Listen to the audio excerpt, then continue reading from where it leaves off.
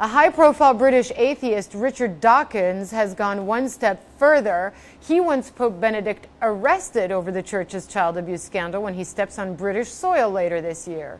Richard Dawkins joins us now from Oxford in England. So do you think this is practical, that this is feasible, not just a political point people are trying to make against the Pope, that he could actually end up in the dock?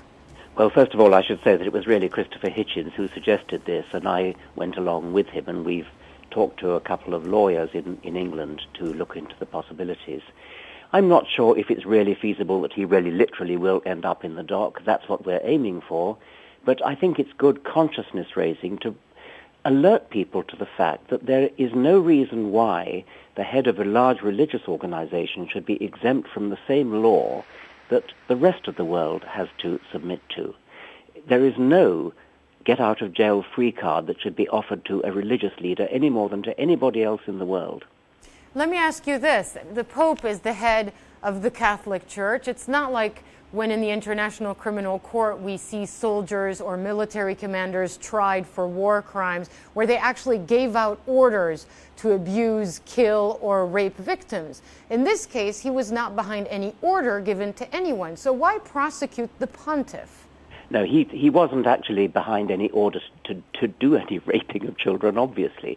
The whole point is about cover-ups, and whether the Pope, in his capacity as head of the Congregation for the Doctrine of the Faith when he was Cardinal Ratzinger, or when he was Archbishop of Munich, whether he put the interests of the Church, the public relations interests of the Church, first, ahead of the interests of the children themselves, whether he went along with decisions of the Church to simply move offending priests to another school or another place where they could re-offend. And that does look as though, at very least, he has a case to answer.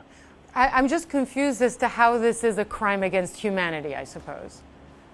You're confused as to how it's a crime against humanity to cover up the raping of 10, 11, 12-year-old children. I'm not confused as to why it could be considered a crime. I'm confused at how it can fit in the International Criminal Court's definition, which is clear, of what you have a war to ask crime a lawyer or a crime about against that. I humanity specifically said when I agreed Okay. to do this interview, I was not going to answer technical legal questions. Okay, well, it wasn't a technical legal question. Well, it was is a technical legal wide-ranging question. Okay, let's move on then. Why ethically should the Pope be held accountable for crimes committed by priests during a time when he was a cardinal, in your opinion? Once again, I have to stress, the Pope didn't do any of these things himself. He was complicit in the, or one could make the case that he was complicit in the covering up of the crimes after they had been committed.